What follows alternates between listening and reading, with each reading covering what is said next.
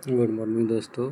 आज हम रेलवे विज्ञान साइंस का PYQ प्रीवियस ईयर क्वेश्चन जितना भी है 2018-22 का, इसका सेट नंबर 22 स्टार्ट करें। इसके पहले सेट नंबर 21 तक कंप्लीट हो गया था। देखिए, RRC group D 29/8/2022 first shift का पूछा गया क्वेश्चन है। इसमें हम जितना भी PYQ है उसको टोटल कंप्लीट कर देंगे साइंस का। पहला क्वेश्चन है, दो कुंडलियां ए और बी इस प्रकार है कि एक कुंजी के माध्यम से एक बैटरी से संयोजित है और बी एक गैल्वेनोमीटर से संयोजित है। इन्हें एक दूसरे के समानांतर और एक दूसरे के निकट व्यवस्थित किया गया है। निम्न में से किस अवधि के दौरान विद्युत चुम्बकीय प्रेरण की घटना दिखाई देगी? तो केवल ये हो जाएगा, कुंजी बंद होने के 2 मिनट बाद। कुंजी बंद होने के 2 मिनट बाद, यानी एक का ए हो जाएगा। दूसरा नंबर में है, दूसरा क्वेश्चन कहता है, न्यूलैंड के अष्टक में तत्वों के बीच आवर्तित केवल डैश तक देखी गई। मतलब कहाँ तक देखी गई थी? तो कैल्शियम तक। न्यूलैंड्स के अष्टक में तत्वों के बीच आवर्ती केवल कहाँ तक देखी गई थी? कौन से तत्व? तो कैल्शियम। इसके बाद तीसरा नंबर क्वेश्चन कह रहा है, किसी उत्तल दर्पण की वक्रता त्रिज्या 15 सेंटीमीटर है। नई कार्तिक चिन्ह परिपाटी का पालन करते हुए मुख्य फोकस जो है डैश पर स्थित होगा। तो कितना होगा? 7.5 सेंटीमीटर, यानी 15 का आधा हो जाएगा। क्योंकि क्या होता है, R बराबर 2F होता है। R बराबर 2F होता है। R बराबर 2F। तो R जो है 15 है, तो F क्या होगा? 15 के आधा, यानी 7.5 सेंटीमीटर हो जाएगा। और ये उत्तल दर्पण है, तो ये क्या होगा? पॉजिटिव होगा। इसका 3 का क्या हो जाएगा? D हो जाएगा। कहता है 4 नंबर क्वेश्चन, निम्नलिखित में से किन धातुओं की अभिक्रियाशीलता हाइड्रोजन से अधिक है? तो हाइड्रोजन से देखिए ज़्यादा किसका किसका है? तो मैग्नीशियम के हो जाएगा, जिंक के हो जाएगा, Sn जिसका मतलब टीन हो गया, Pb का होगा, Fe का होगा और सोडियम का होगा। तो ये जो है हाइड्रोजन से अधिक है। अभिक्रियाशीलता क्या है? हाइड्रोजन से अधिक है, यानी 4 का क्या हो जाएगा? C हो जाएगा। 5 नंबर क्वेश्चन कहता है, रात के समय प्रकाश संश्लेषण के बिना डैश का उत्सर्जन एक मुख्य विनिमय गतिविधि है। रात के समय प्रकाश संश्लेषण के बिना कार्बन डाइऑक्साइड का उत्सर्जन एक मुख्य विनिमय गतिविधि है। यानी रात में क्या करते हैं, पेड़ पौधे भी क्या करते हैं? कार्बन डाइऑक्साइड छोड़ते हैं और ऑक्सीजन लेते हैं। यानी 5 का बी हो जाएगा। 6 में कहता है, 200 वाट का एक बल्ब 220 वोल्ट के स्रोत से जुड़ा हुआ है। बल्ब में प्रवाहित होने वाली धारा क्या होगा? यानी P बराबर डब्लू और VI होता है। तो इस पर क्या हो जाएगा? आ जाएगा 0.91 एम्पियर। 7 नंबर क्वेश्चन, डैश का उपयोग कंपोस्टिंग के लिए किया जाता है। किसका? तो रसोई अपशिष्ट, जो खाना वाला जो अपशिष्ट जो होता है उसका कंपोस्टिंग में प्रयोग किया जाता है। ई कचरा नहीं होगा, औद्योगिक अपशिष्ट नहीं होगा, चिकित्सा अपशिष्ट नहीं होगा। क्या होगा? रसोई अपशिष्ट, जैसे गोबर हो गया जो जल जाता है, राख जिसको कहते हैं, ये हो गया। ये सब कंपोस्टिंग के लिए प्रयोग किया जाता है। 7 का ए हो जाएगा। 8 नंबर में कहता है, किस हार्मोन की कमी के कारण मधुमेह रोग होता है? तो इंसुलिन के कारण होता है। किसके कारण? इंसुलिन के कारण। और इंसुलिन में भी बीटा कोशिका के कारण होता है। तो 8 का सी हो जाएगा। 9 में कहता है, निम्नलिखित कथनों पर विचार करते हुए सही उत्तर का चयन कीजिए। पहला है, धोवन सोडा का रासायनिक सूत्र Na2CO3 होता है सोडियम कार्बोनेट, जो कि बिल्कुल सही है।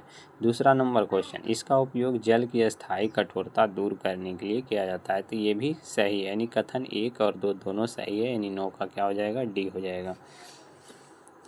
10 नंबर क्वेश्चन कहता है, एल लंबाई और ए अनुप्रस्थ काट के क्षेत्रफल वाले एक तार का प्रतिरोध 0.2 ओम है। समान पदार्थ से निर्मित, किंतु 2L यानी लंबाई 2 गुना हो गया और अनुप्रस्थ काट का क्षेत्रफल 4A हो गया, यानी 4 गुना हो गया।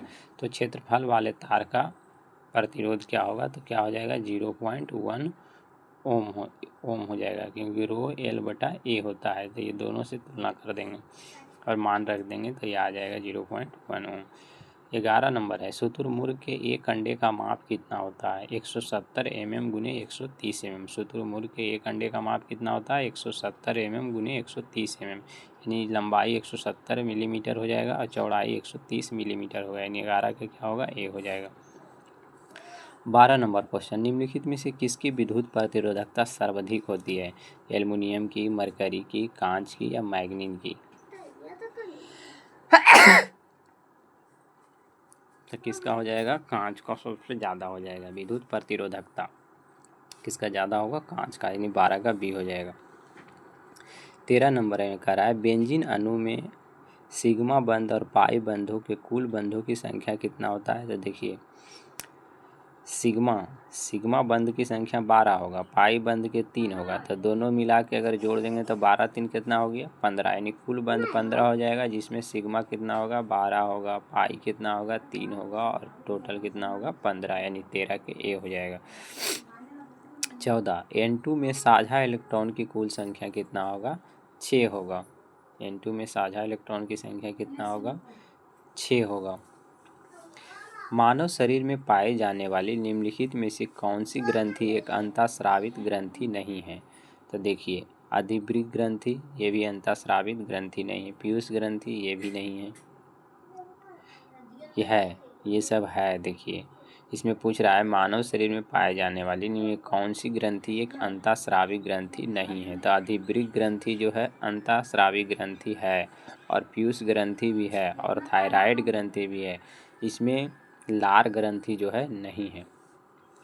16 नंबर कथा निम्नलिखित में से द्विविस्थापन अभिक्रिया की पहचान कीजिए।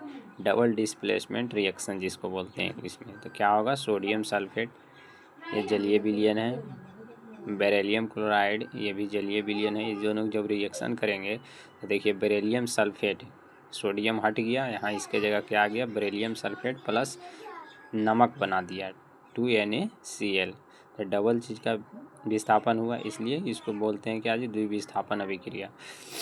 16 का डी हो जाएगा। 17 नंबर, एक उत्तल दर्पण 10 सेंटीमीटर त्रिज्या वाले किसी गोले के पृष्ठ के एक भाग से बनाया है। इसका मुख्य फोकस के ध्रुव से कितना दूरी होगा? तो 5 सेंटीमीटर। यही फॉर्मूला है R बराबर 2F, R बराबर 2F, जिसमें त्रिज्या 10 दिल्य है, यानी 2F हो जाएगा। तो F बराबर क्या हो जाएगा? 5 दूनी 10, यानी F बराबर 5 सेंटीमीटर हो जाएगा। 18 नंबर क्वेश्चन कहता है स्त्रियाँ शांत सल्फ्यूरिक अम्ल से भरी एक परख नली में कैल्शियम हाइड्रोक्साइड की कुछ मात्रा लेती है, यानी ये देखिए अम्ल है और ये क्षार से रिएक्शन कर रहा है, तो क्या होगा? कैल्शियम सल्फेट बनेगा। क्या बनेगा? कैल्शियम सल्फेट बनेगा, यानी 18 का क्या हो जाएगा? ए हो जाएगा। 19 में कहता है इलेक्ट्रॉन की कुल संख्या के संदर्भ में KLM कोषों का कर्म क्या है? तो देखिए K सबसे छोटा इसमें है, K से बड़ा क्या होगा? L, L से बड़ा क्या होगा? M, तो 19 का क्या हो जाएगा? D हो जाएगा। 20 में कहता है श्वेत प्रकाश की एक किरण पुंज किसी कांच के प्रिज्म से होकर गुजरता है और एक स्पेक्ट्रम प्राप्त करता है। सबसे कम झुकने वाला रंग घटक कौन सा होगा? सबसे कम झुकने वाला रंग घटक कौन होगा? तो क्या हो जाएगा? लाल हो जाएगा, जो कि सबसे कम झुकेगा, क्योंकि इसका तरंगदैर्घ्य क्या है? सबसे ज़्यादा है। 21 नंबर क्वेश्चन कहता है निम्नलिखित में से किस स्थिति में कुंडली में प्रेरित विभवांतर सर्वाधिक होगा? तो कौन सी स्थिति में होगा सबसे ज़्यादा? तो ये देखिए चौथा नंबर कहता कुंडली और क्षण चुंबक दोनों को 2 मीटर पर सेकेंड की चाल से एक दूसरे की ओर गतिमान होने पर क्या होगा? सबसे ज़्यादा होगा। ठीक, तो 21 का क्या हो जाएगा? 4 हो जाएगा, और इसमें ऑप्शन में आइएगा तो सी हो जाएगा, 21 का सी। 22 नंबर कहता है किसी 2.5 सेंटीमीटर लंबी वस्तु को 116 सेंटीमीटर फोकस दूरी वाले अवतल लेंस के मुख्य अक्ष पर 24 सेंटीमीटर की दूरी पर रखा गया है। निर्मित प्रतिबिंब की ऊंचाई क्या होगा? 1 सेंटीमीटर हो जाएगा। कितना हो जाएगा? 1 सेंटीमीटर, यानी 22 का सी। 23 नंबर में कहता है निम्न में से क्या जलीय जीव का उत्सर्जी उत्पाद है? तो अमोनिया। जलीय जीव जितना भी है क्या उत्सर्जन करते हैं? तो अमोनिया करते हैं। थैंक यू दोस्तों।